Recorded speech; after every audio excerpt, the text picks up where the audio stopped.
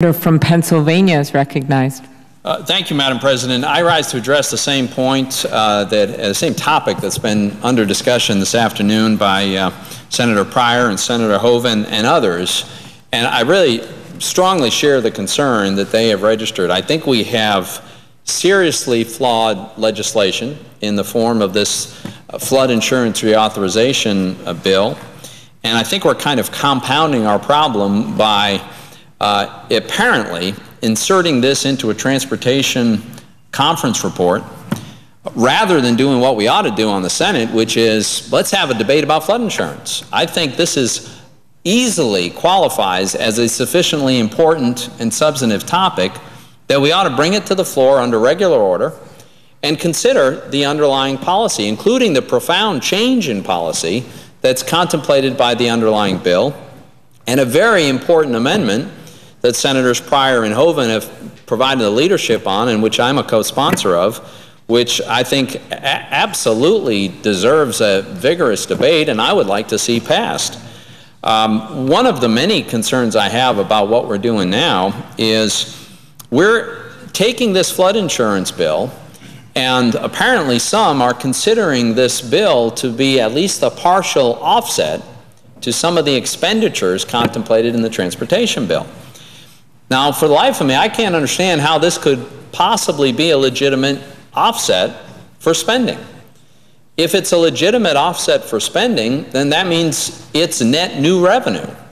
But we're told that this bill is supposed to be actuarially sound. It's supposed to be revenue neutral. The premiums being charged for this flood insurance are supposed to just equal out the payments that will have to be made in honoring claims against this fund.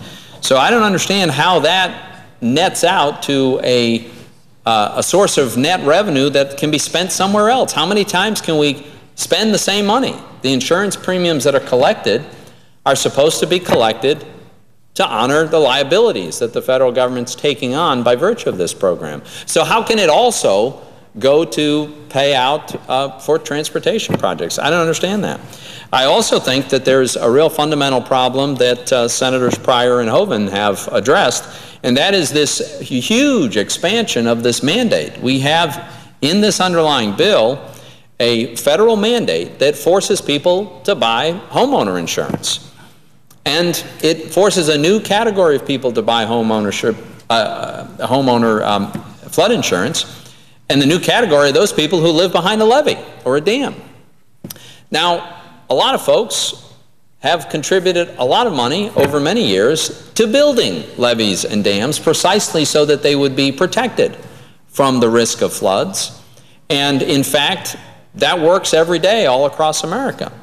And yet we're going to ask those people to also have to pay as though there were no levee there. This strikes me as a profoundly flawed approach.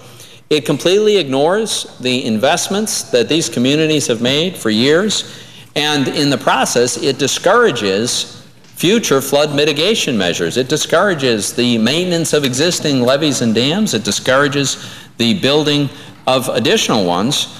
I think this is a bad idea. It's bad to create these kind of incentives. And I will say, candidly, this disproportionately has an adverse effect on states that have, over the years, a long history of building levees and dams. Pennsylvania certainly would be among those states. If you look at this map, it shows the counties in which there are levees and dams, and almost the entire Commonwealth of Pennsylvania is shaded in because we've got levees and dams all across the Commonwealth. And they work and they hold. And people have invested to have that security, that protection. And frankly, there are a lot of communities that would like to have additional levees and dams to have more protection than we have today. And what this measure would do, would say, well, don't do that. You know, what good does it do? You're still going to have to pay for flood insurance. So I think this is a badly flawed approach. And finally, let me just say once again, there's something very wrong with this process. This is a big deal. To ask 1 to 2 million additional Pennsylvanians, to not ask, to force them into a program where they would be forced to buy an insurance product whether they want it or not. By the way, nothing stops them from voluntarily choosing to purchase flood insurance, but that's not what this bill is about. The bill is about forcing them to buy this product. And to think that we're going to create this huge new mandate on what could be 2 million Pennsylvanians alone, many more millions across the country, to do it without a full debate on the Senate floor, without the opportunity to consider this legislation, without the opportunity to consider and debate and vote on amendments, I think is a big mistake. So I would urge my colleagues to take a look at this map and to consider strongly insisting that the Transportation Conference report not include this legislation, and that we proceed under regular order to debate a very important measure, which would be the reauthorization of the flood insurance program. And with that, Madam President, I yield the floor.